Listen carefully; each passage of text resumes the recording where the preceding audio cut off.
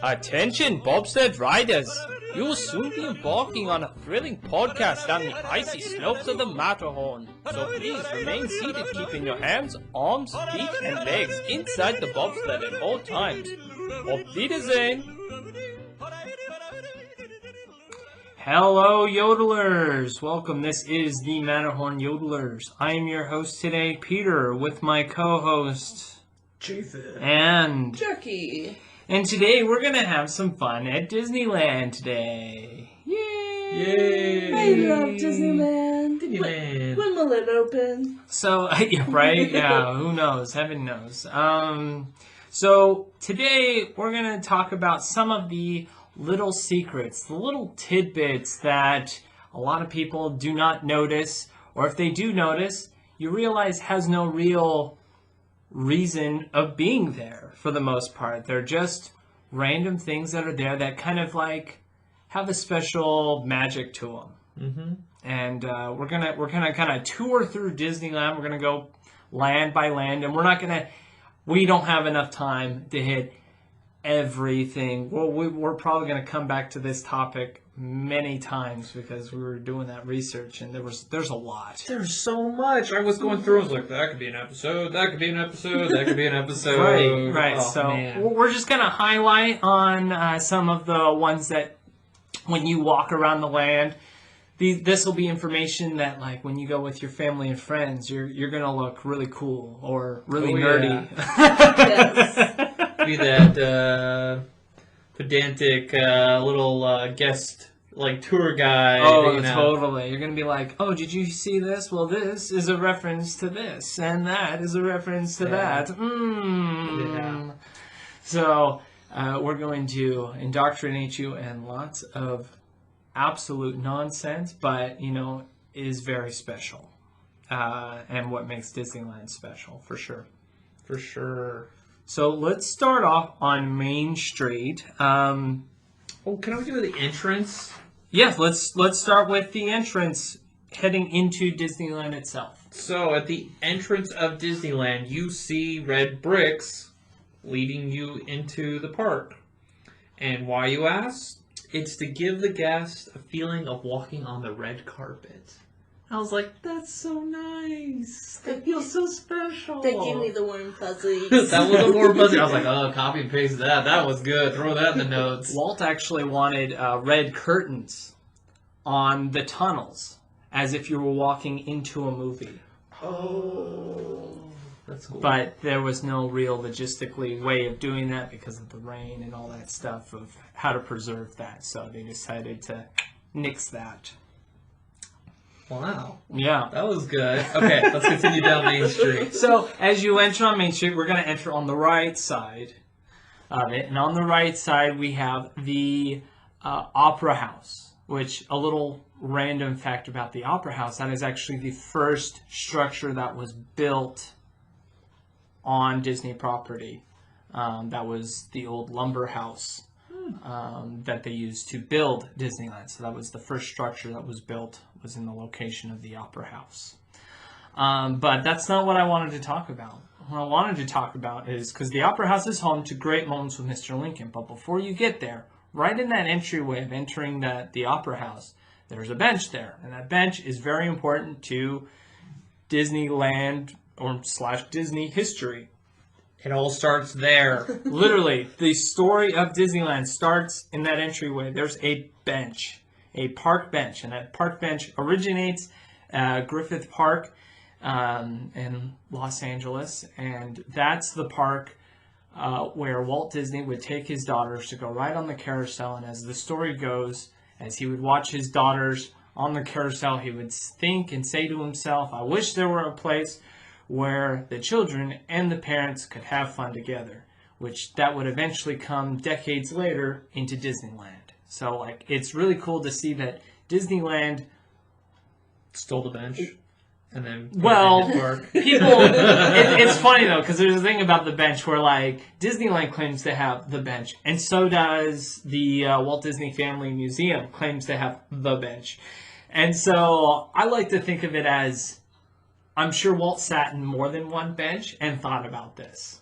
So Yeah, it's kind of hard to pinpoint Yes. where the bench was. Correct. Unless he was like, I think it was that one. Or was it that one? Correct, because I even think there's one at Griffith Park that has a plaque on it that says Walt thought of Disneyland here as well. Yeah, but that's not Disney Secrets. Those are some liars. So I would just like to think that any of those park benches is where the origins of Disneyland began. So we're on Main Street.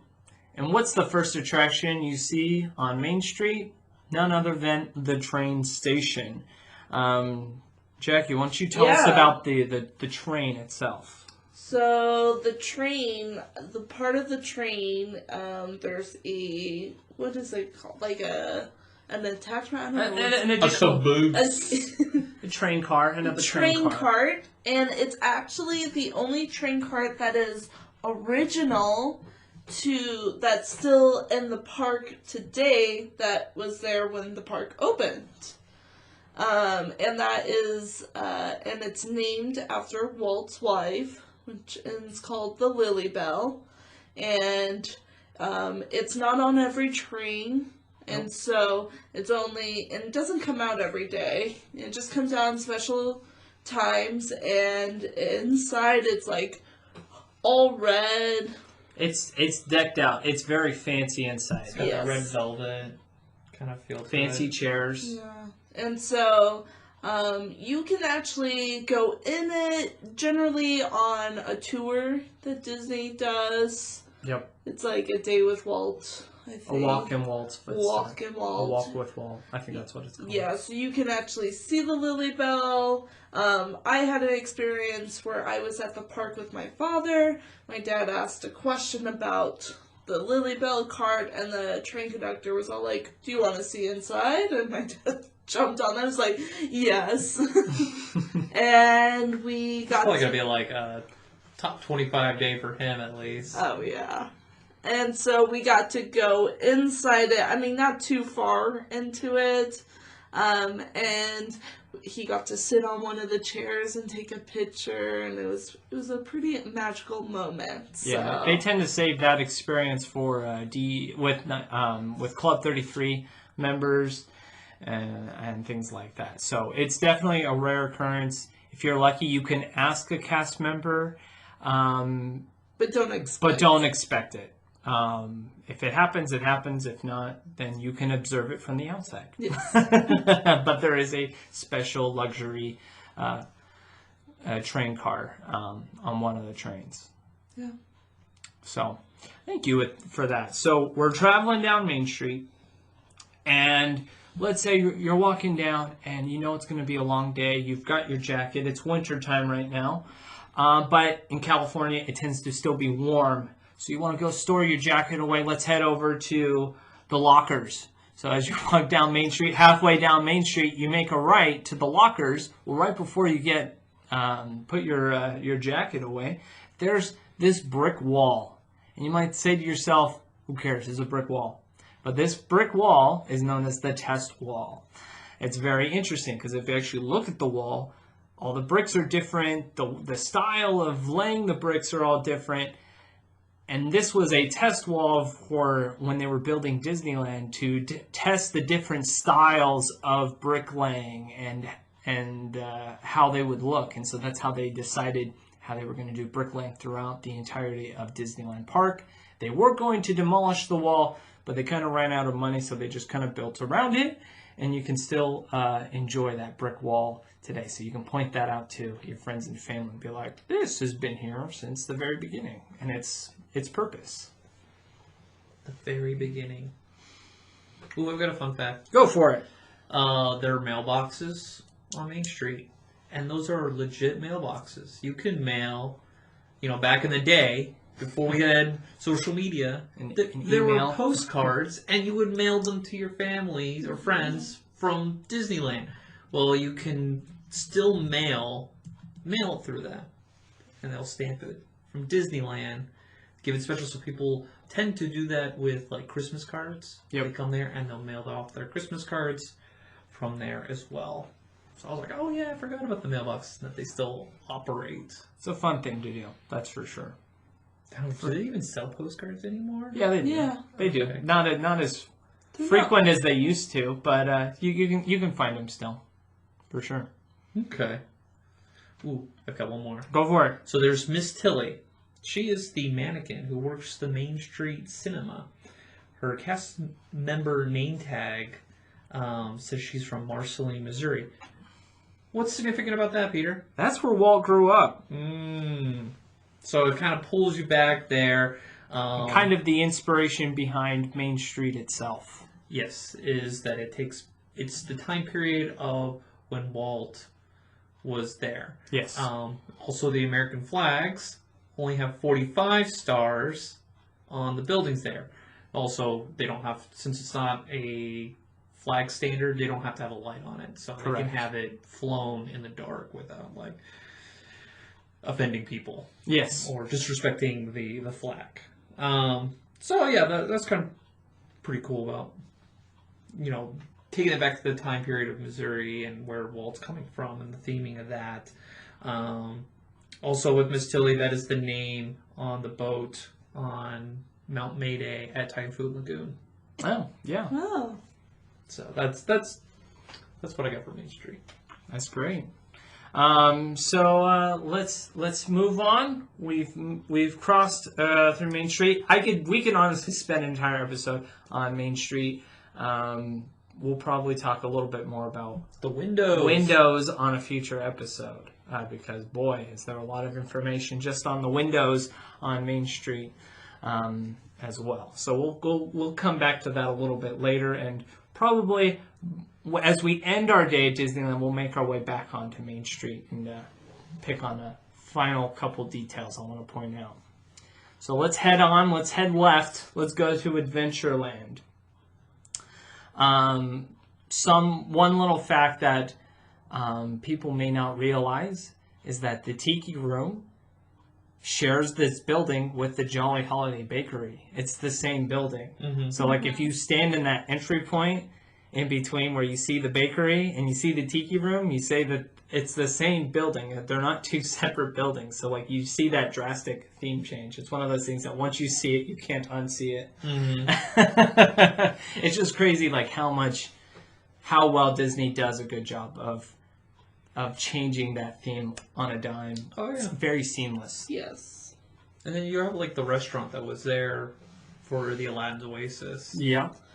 And like a way how Disney transitions to different lands is by the cement on the floor of like the different design of it with like different imprints. So like as you're walking into Frontierland, it's more like walking on dirt, and you see like Horseshoe prints. And Yeah, they had that at Liberty Square at Disney World where they have this brown the river trail, of Pooh. and it's called the Pooh River. Yeah, they teach you that when we were getting trained there, and I was like, how authentic to put a brown Pooh. We'll probably get back to that one when we do a Disney World episode, that's for sure.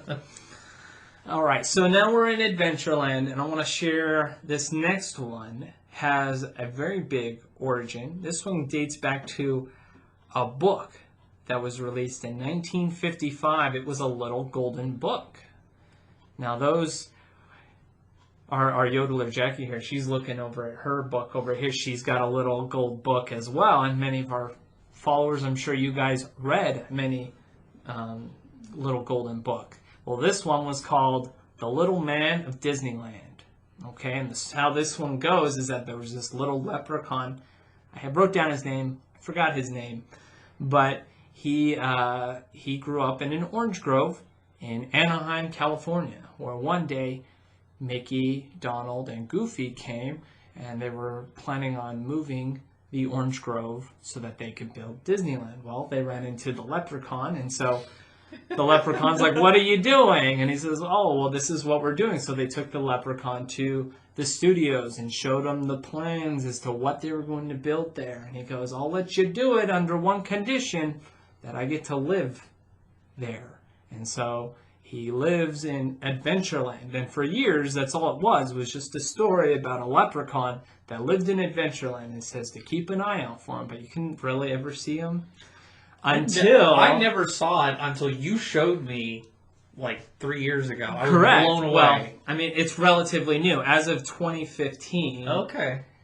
they added his house to Adventureland. You can see the leprechaun's house. Where's the location? You didn't So specify. the location, for those who want to be spoiled, who don't want to look for it, so You'll never find it. you'll never find You'll it. never It's find it it's unless someone well tells you. hidden.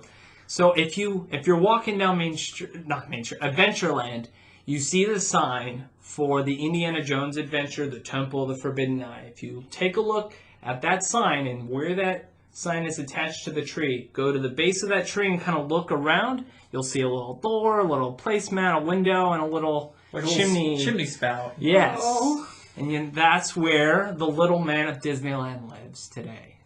So Such a strange little story. And theming. nobody would know what that was unless you knew. Of course, you have to know. Yeah.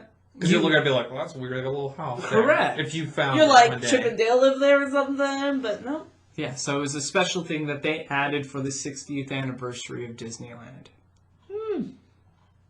That's pretty interesting. Well, while we're at Indiana Jones, I am a huge fan of the Indiana Jones No way. story. I haven't Wait, heard you this. are? Huge fan. Like, yeah, can't even go into words. I've got a whole bookshelf of Indiana Jones material. But, all right, so I'm going to rapid fire some points.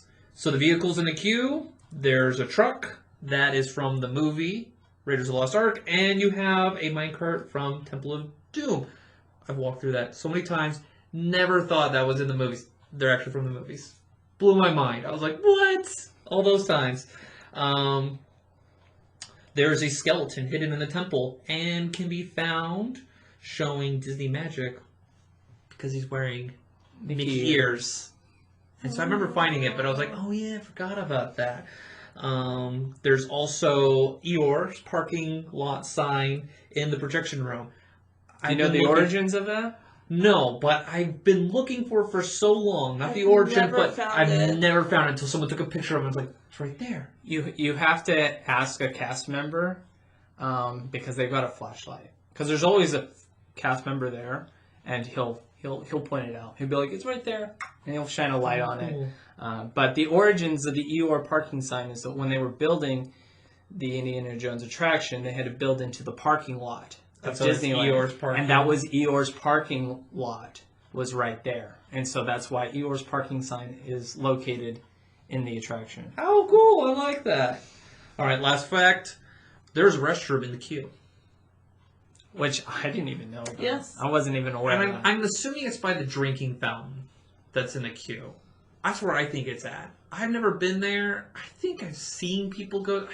I can't nail it down. So there's a bathroom in there. You could probably ask cast member there, but it was built in there because the queue is so long. It is the longest, but it's the best queue experience. It's arguably one of the best queues out of any Disney park in the world.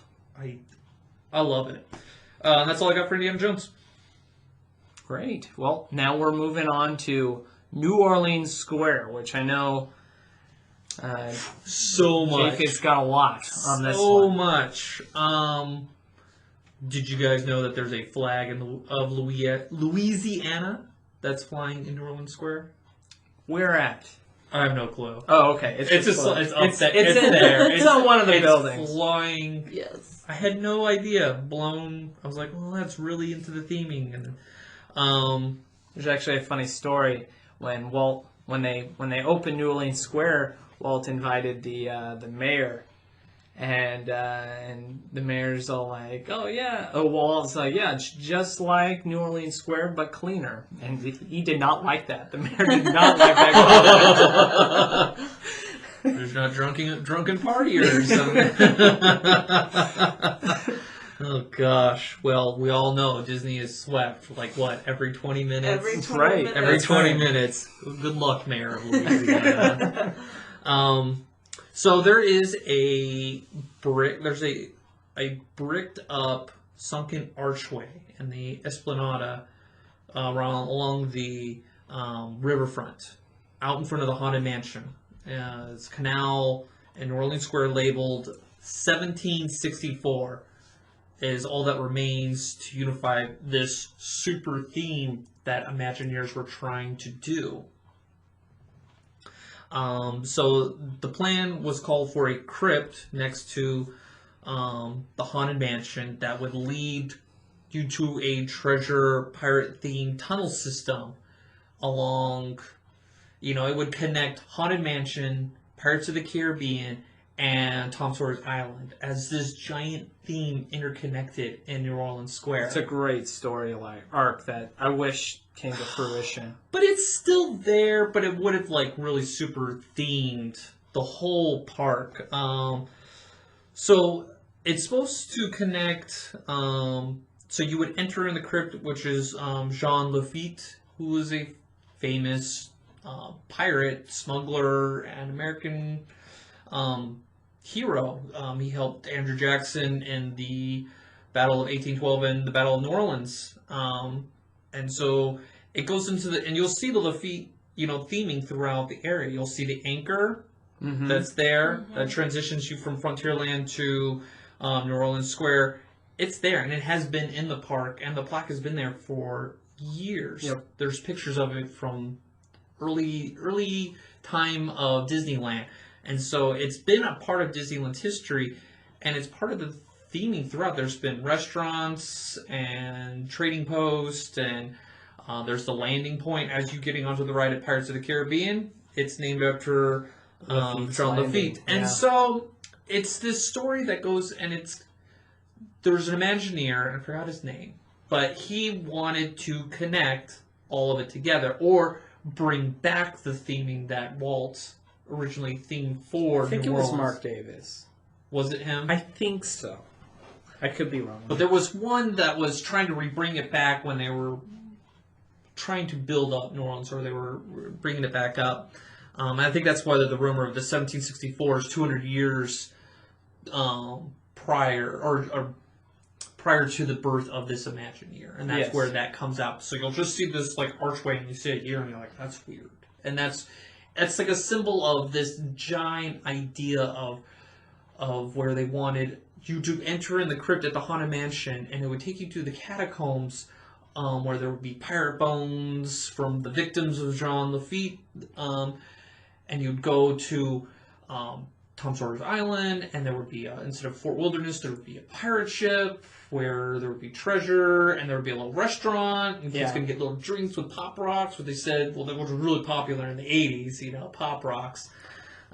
It was a way of Disney trying to come up with a way for them to get rid of the rafts to travel to the island. Oh, that would be so cool. I just thought, how cool would that be, go from this point, and you're going through a tunnel, and it's like a pirate lair, and then probably a little treasure. I mean, the theming is just great, that it just brings it all together, because you're like, how did the Haunted Mansion get here? Like, if this giant place, and there's these ghosts, and it kind of brings in, like, it was maybe Jean Lafitte's house before, you got Master Gracie, where's his part, and there's stories more into, like, the Haunted Mansion is its own beast, but I thought it's just so cool that it brought it all together. And so that's the one, little symbol, the 1764 is kind of like the lost dream of the catacombs. And you know what? I don't think that dream's dead. I think that dream is still out there. I think one day we will get that catacomb.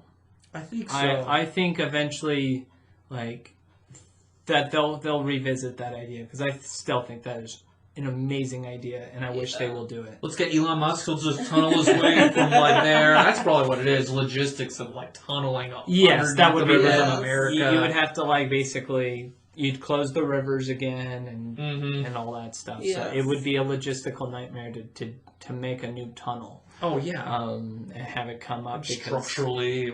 Yeah. I mean, how comfortable would you be going into a tunnel in California? I don't even going under overpasses. And just okay, I don't know. This is the time when it goes, and I get pancaked by a freeway overpass. I don't know. So while we're in this Haunted Mansion area, I'm just gonna rapid fire some things. Stretch rooms, up or down? Well, at Disneyland they go down, because you need to go underground so you can go underneath the railroad track to get onto the ride. Disney World, it goes up. So when I worked at the Haunted Mansion at Disney World, you have everyone going, here's the elevator. It's not an elevator, because if it was an elevator going down, you'd be underwater, because the water table is so high. Disneyland, or Disney World, is a floor up. So, just throwing that out there so you know the difference. Yep. So when you're in Madame Leota's seance room, there's a book open. And when I worked at the Haunted Mansion, it's open to page 1313. Why is 1313 important besides it's a spooky number? It's the address number of Disneyland. Boom. Yeah. It's right there. And also, where we at? We are in the attic of the Haunted Mansion where the bride is located. There's a chair in the attic.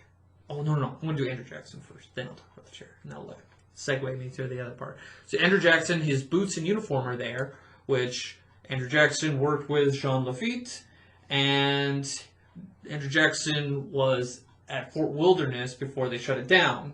His uniform is in the attic. They say it wasn't themed that way. It was just, we're like, okay, let's reuse these props and just throw them in there. But it kind of shows the connection of everything with this little, like, super theme that could be or is there. Mega land. Mega Yes. theme land, yeah, with New Orleans Square. Also, like I said, there's a chair in the attic that you'll see one of the bride's victims, one of the husbands, he's sitting in.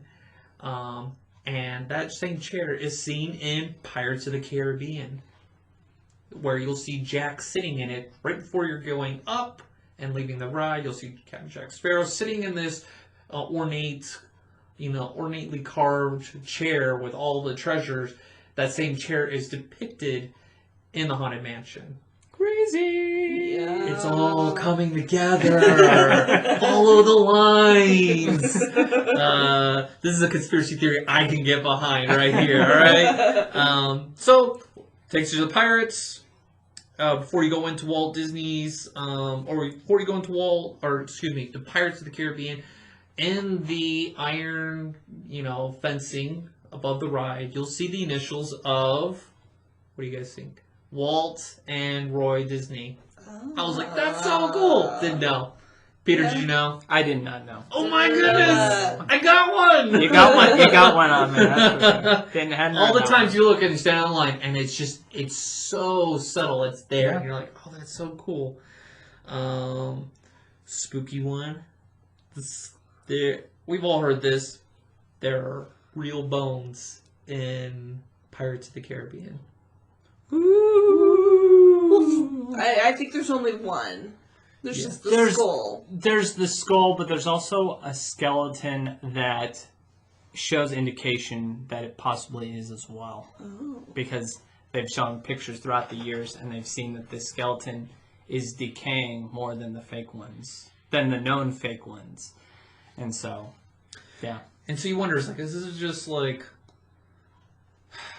are these just cast members making up things? And there's kind of like reporting Yes. of that the Imagineer employees got with UCLA Medical Center and got these bones from them to give an authentic feel to it. Walt thought that the fake ones at the time just didn't look real enough. And so the story goes is that they made a deal and they got some real human bones. So those who sold the land to Walt did so, or if they didn't, their bones are now there.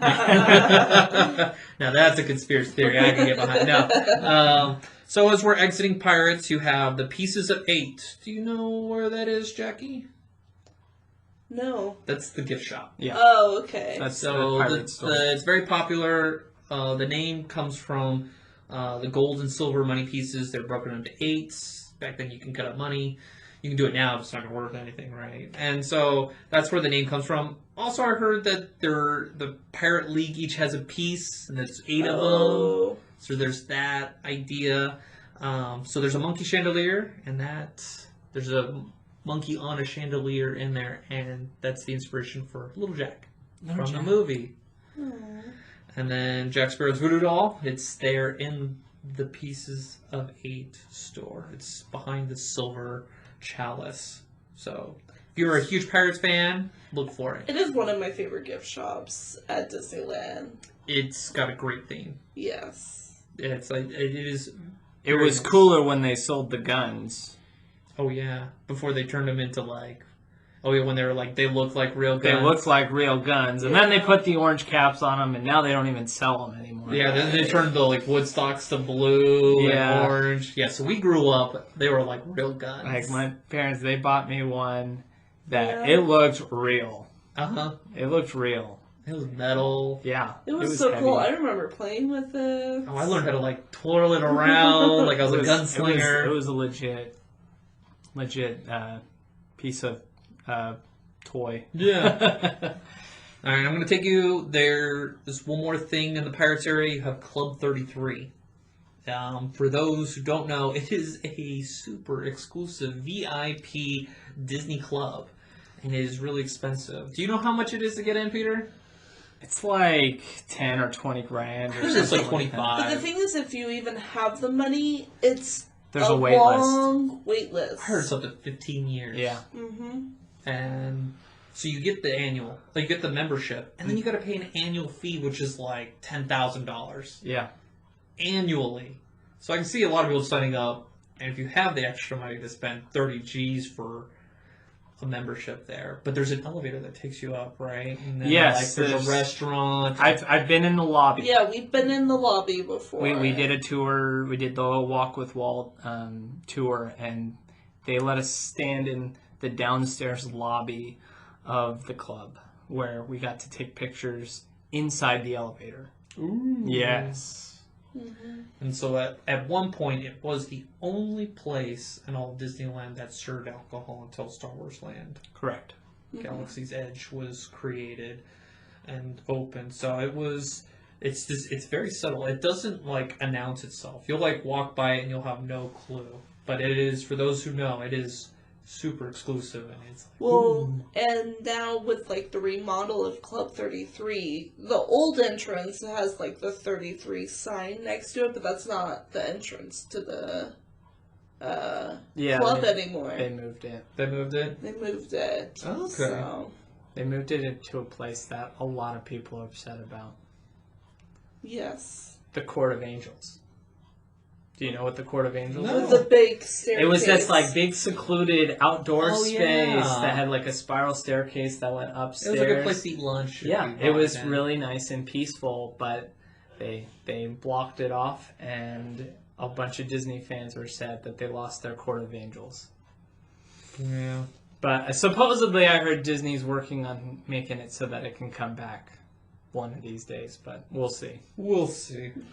So let's take the train station. Okay. So Peter, you got something really special at the train So station. with the train station, this is probably one of my favorite things I have with that I have with when I go to the park with friends and family is that like, well, because honestly the New Orleans station is probably the station I feel I use the most because I feel it's the most accessible out of all the stations. It's right next to the bathroom. It's right next to the bathroom. It's close to the main path of everything. Like most of the other ones, you kind of have to go out of your way to get to it. This one's just right there. So it's very convenient. So I always end up going to that station. Well, that's interesting about that station. Well, there's a lot of things, but the one I want to talk about is normally when you're sitting there, you're waiting for the train, you hear a little clicking. And obviously you can recognize that as Morse code. And there's always somebody there that's always like, I wonder what that Morse code is. And so that's when I come up and look super nerdy and go, let me listen. And I look really like I'm concentrating, listening on the clicks. And I go, to all who come to this happy place, welcome. Disneyland is your land. And it's the opening speech, or most of the opening speech. It's only a portion. It's only a portion of the opening speech of Disneyland. But next time you find yourself at the New Orleans station, you can be that person that's trying to listen to the clicks and be like, to all who come to this happy place, welcome. And at first they'll be like, is that real? And be like, that's really what's happening there. Not that you know what the clicks are. I know Morse code. It's just one of those fun things that you can have fun with other people with. For sure. So we get on the train, and one thing I like, because there's an Indiana Jones theme, there's, as you're riding along, as you're heading towards Toontown train station, to your left, the opposite side of the scenery, because you're usually just looking at the scenery, if you look to the left, at one point, you'll see like an outhouse and a little house that says Indiana. And this is a reference to George Lucas's character Indiana Jones, because in the Last Crusade, they mentioned that Indiana is named after the dog. The dog! Fond memories with that dog. So, again, another Star Wars, another George Lucas character, reference right there. And then as you continue on there, you'll see a Native American chief sitting on a horse. He's waving and greeting all the railroad and steamboat passengers. His name is called Chief Wave-A-Lot, because that's what he does. He waves a lot. I was like, oh, that's fun. I like that. That's great. So, before we head off into Toontown, I'm going to backtrack this. We're in Critter Country now. There's one little fact I want to share about Critter Country. Because, do you guys know what the original name of Critter Country was? No. Bear Country. Oh, yeah. It was Bear Country because at the time the only thing there was the Country Bear Jamboree. Well, then later on, in the 90s, they added Splash Mountain. Okay? And inside Splash Mountain, they added a tribute to the Country Bears. One bear in particular, Rufus. Rufus the bear is the bear that they would always wake up. Rufus, wake up! It's showtime. And he's always sleeping. He's the technician. He turns the lights on and things like that. Well, he had a little home in Splash Mountain. So as you get on Splash Mountain on the ride, before you get to the story portion, before the first big drop, you'll hear snoring in a little cave that used to say Rufus. But then when Country Bear Jamboree left, they changed it to Brer Bear. Now, that snoring noise has at least one other use. Before, we're going to go back in time to the time of, right? We're going to go back in time to nature through, what is it? The railroad through nature's wonderland. The attraction that used to be where Big Thunder Mountain is, which was this slow-ish train ride through the desert and different environments. Well, there was this part with bears, and there was a recording of a snoring bear there. And so it's considered one of the oldest theme park sound effects still in use today in the world. Now, if you listen at Disney World, it's a different snore than the one at Disneyland. But so you can imagine if Peter sat you down in a chair back in there and like, which bear is it? Is it Disneyland Bear? Or is it Disney World Bear? You can't leave until it's done. I can imagine he would do that today. I wouldn't put it past me. But supposedly, now I've only heard this from a couple sources, so I'm not take this fact with a grain of salt. But that snoring noise has another origin that dates back to 1937. Do you know what Walt Disney was working on in 1937? Snow White. Snow White and the Seven Dwarfs. So, the story goes is that they recorded the actors who did the voices for the dwarfs, them snoring, because there's a whole scene with them sleeping, and a bunch of them are snoring. So the rumor goes is that snore is the same snore that one of the snores from one of the dwarfs. It's not confirmed as to which one. People like to say it's Sleepy, but it's not confirmed as to which dwarf it originates from. But that snore that you hear in Splash Mountain supposedly originates all the way back to Snow White and the Seven Dwarfs. I think it's Snow White. I think it's her. Who knew that there were so many facts about one sound of snoring? So, now that we've got that out of the way, we could go on more and more, but we need to get this train moving. Okay? It's Main Street. So let's move on into Fantasyland here. Okay? So we're in Fantasyland. There's lots of little tidbits a lot of little quick facts. What are some of the quick ones that you guys can think of? Their Mr. Toad's Wild Ride and Peter Pan Flight have a weather vane that associates with the ride. So you have to look up on the roof. Weather vanes tell you which direction the weather or the wind is blowing. So there's themed weather vanes up there. And also the Evil Queen appears every 20 seconds in the window, looking down at Snow White's ride. Hopefully that's still there. I think it is. I don't know. They haven't announced that yet with the recent changes to the ride, so we don't know. Yeah, the carousel came from Canada. Toronto. Yeah, and they say it's probably older, but they have documents saying it was 1920 was the age of the carousel, but they believe it's to be older.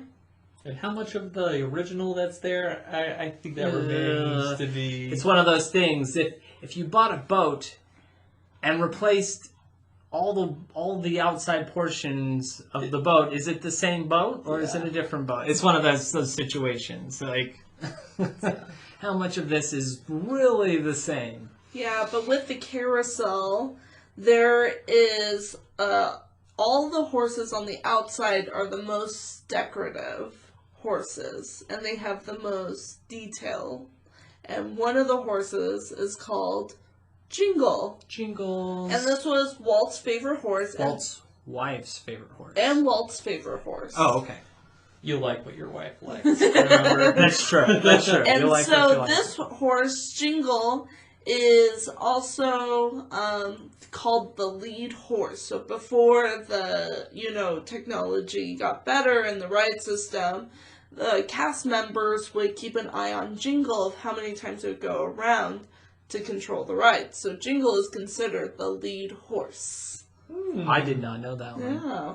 And so actually all the horses have names, and you can get a list of all the names at City Hall. But going back to Jingle, Jingle's got dedicated for Julie Andrews, and it is now more of a Mary Poppins horse. And so when Mary Poppins rides the carousel, she rides Jingles. So she kicks the kid off. Get off my horse! Why Julie Andrews? Do you know? I do. Okay, I'll share.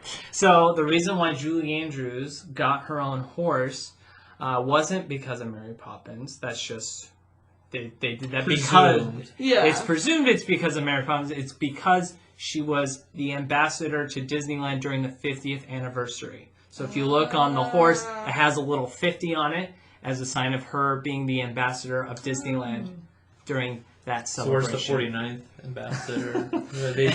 They're like the one in the back. He's got a broken leg. You got the leg of that garbage can on the docks. Yeah, but funny story about Jingles and Mary Poppins' horse now is I met Mary Poppins on her horse, and that was the first moment I fell in love with Mary Poppins. And for those who don't know, I am obsessed with Mary Poppins. So I'm obsessed with Indiana Jones, and then Jackie's obsessed with Mary Poppins. And then Peter's got a secret love affair with Meg from Hercules. That's a secret. That's a secret. This is the secret episode. Well, this is a secret that dies with me. And my wife does not like the fact that I've kept this secret. She doesn't even know this secret, and she's mad at me because I haven't told her. So it's fun to hold secrets when it's pointless. Yeah. So another little secret or a glimpse into the past. In a prior episode, we had an interview with our father, Yodeler, where he talked about one of his favorite memories was a shop, the Tinkerbell toy shop, okay, where he got to pick at least one toy, and that was a special memory that he held on to. Well, now that shop doesn't exist. It's now the Bibbidi Bobbidi Boutique if you want to spend $500 to dress your daughter up like a princess. But there's still origins of the Tinkerbell toy shop out on the outside of the Bibbidi Bobbidi Boutique. If you look on the outside, you'll see faces on the pillars, on the wood posts of different Peter Pan characters. So you'll have Captain Hook, you'll have Shmi, and the crocodile. Now, there were 4, but one of them got taken away when they overlaid the entirety of Fantasyland in the 80s. And do you know what character that was? Nana. Poor Nana. Poor Nana. That's right. You set us up for that, didn't you? I totally set you up for that. Yes, that was totally on purpose. So that's a little thing there. Another random tidbit for Fantasyland is that in the past, before you got to ride attractions, you had tickets. You had to use tickets. Well, you can actually still see a lot of those ticket stands still inside Fantasyland, especially. For example, you got that giant mushroom that's in the queue for Alice in Wonderland. That used to be a ticket stand, as well as the giant lighthouse for Storybook Land Storybook Land Canal boats. That was a ticket. No idea about that. Okay. So, yeah, you'll see little things that they've obviously, like, you won't be able to see the doorway where the cast member used to sit in. Now they've sealed and closed those things off, but those things had purposes before looking like that.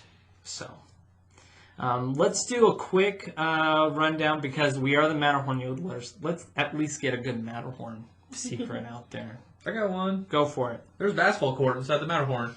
There's a basketball court up there. Well, It's not full length. There's a hoop. There's a hoop. There's a hoop. And up you there. can, there's a little room where you can shoot around. I mean, there's no point putting a hoop if there's... So, you can't really see it as a guest. No. But if you do watch the Imagineering story on Disney Plus, Yeah. you will be able to get a chance to see it in that documentary. They do show it off there. So It's there. It's real. it's a real thing. Bob Gurr got to got to shoot a hoop on it. Great Imagineer. Mm-hmm. So Tomorrowland. What are some of the ones that you have for Tomorrowland? All plants are edible, so you can eat it, but don't eat it. Don't eat it. Don't eat it. They use pesticides and spray it, and they're dirty. They're good. No, just don't. Don't do it. That just went with the vision of that idea of tomorrow, where all space is utilized properly. It would be practical. Yeah, I like that idea. Okay, that's all I got. Okay. Peter took away one of mine. Okay, so I've got one. One that's got technically 2. But when you exit Buzz Lightyear, right? You exit the ride. You got 2 paths. You either go out to the to Tomorrowland, or you go into that gift shop, the little green man gift shop. Inside that gift shop, you may not realize it, but you're looking at Disney history in there, of Tomorrowland history. Okay, so let's say you're looking for merchandise and you look at this shelf that looks like a rocket. Well, that rocket-looking shelf is actually an old ride vehicle that was the Astrojet vehicle that used to go up above Tomorrowland. That you can actually, and you can tell it was a ride vehicle because you can still see the handlebar that the guests would use to lower and raise your rocket. And there's 2 of them in there. They're repainted, so they don't look like they did originally. But you can still see those rockets in there being, I think, storing either a shirt or backpacks or whatever they want to put in there. But that's not the only thing that's in there. So after you've picked out your merchandise, you make your way over to the counter. If you look down at the counter, that counter is made from the People Mover. A People Mover vehicle. Oh, wow. Wow. So you've got a little bit of history inside that shop. Whether you realize it or not, you got to see a little bit of history of Tomorrowland. There's not too much of it left. That place has been plastered and destroyed. A lot of people were upset about a mural that was recently destroyed in Tomorrowland. I remember that. Mm-hmm. Oh, gosh. So There's not too much in Tomorrowland. Well, there is, but there isn't. There's some Star Tours that my Yes. buddy, who when I worked with, or when I was roommates with during my college program, he went to Disneyland and was working at Star Tours. And at Star Tours, he was telling me where you see like Admiral Akbar, and he's sitting up there. He says, "Yeah, the lower part they didn't change. It's the same like mannequin from the ride previous. Oh yeah. So it's nothing."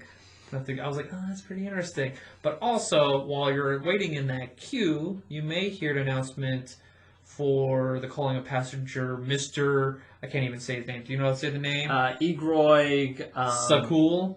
Yeah, something like that. And that's basically George Lucas. Not basically. It is George Lucas. Spelled backwards. Spelled backwards. So you'd be like, oh, George Lucas, he's running late. So that's what I've got for that ride, or for Tomorrowland. All I right. just forgot about that. Yes. So we're getting close to the end of the day, but before we get to Can we the go to end the of castle real quick? we can do the castle, absolutely. Okay. Let's take a look at the castle. So there is a time capsule in front of Disneyland for the 40th anniversary. And it is to be open, what was it, 2035? Is that when it's supposed to be? Something 40 like years. that. It's 40 years after it's being buried. So I'm kind of curious what they're going to excavate from that. The time capsule. 15 more years. That's scary. Yeah. Isn't that? Like, Yeah. we have a poster from the 40th or 45th, but it's crazy how, at the 80th, which is 15 years away, Yeah. it'll be there. Well, 14 now. My Yeah, goodness. 14.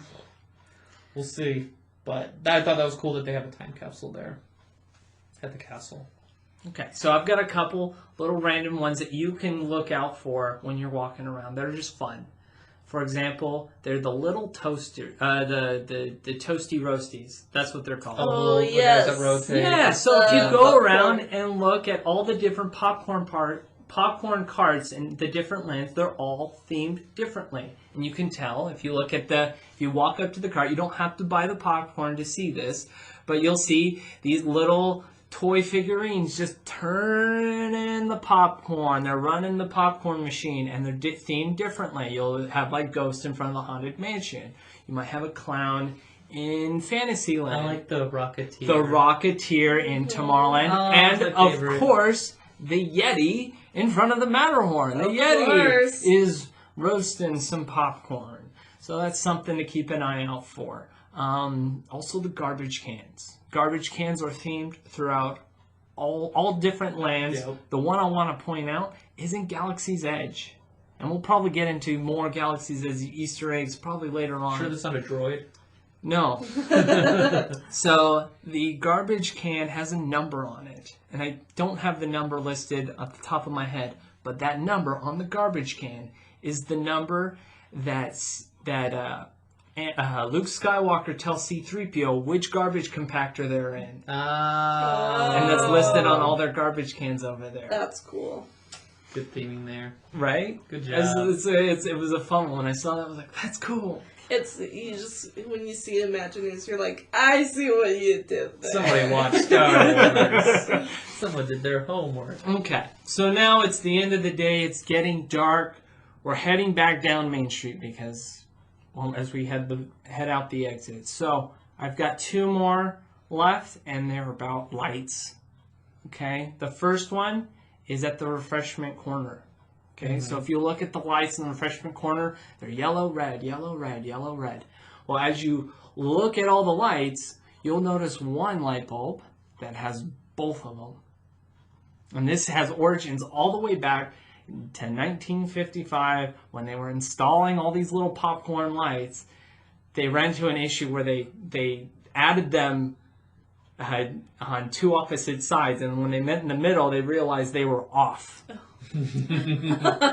And so, because it's, white, red, white, red, white, red. And so Walt's solution was, well, make one half red and the other half white. And to this day, they have a red and white light bulb.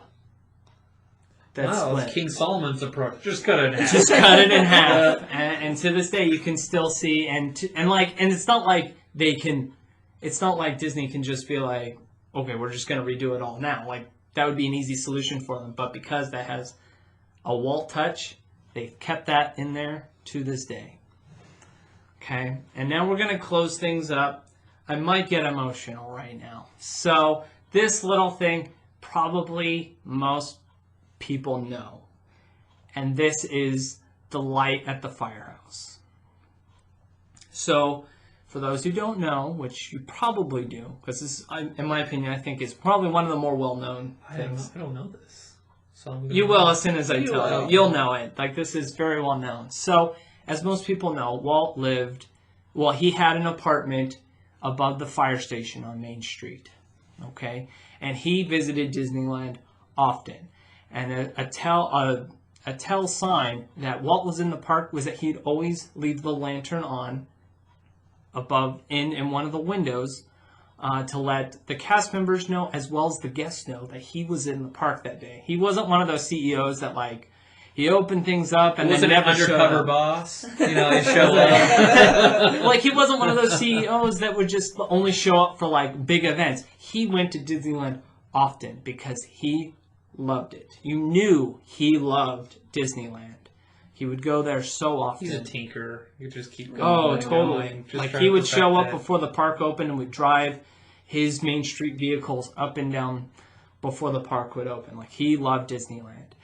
And so when Walt died, bringing this down.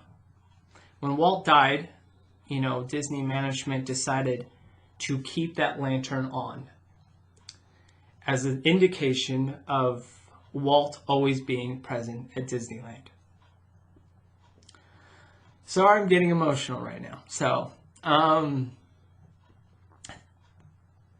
it means a lot to me because I have one of these weird, you can call it a tradition every time I go to Disneyland. If it's my last day at that park, I will stand at a certain point in Town Square where I can see the castle and I can see his apartment and his light. And I would quietly think to myself and thank Walt for the wonderful gift that he gave. That not only I get to enjoy, but everyone really enjoys and loves. And that's what kind of this whole episode has been about. These little things that make Disneyland special.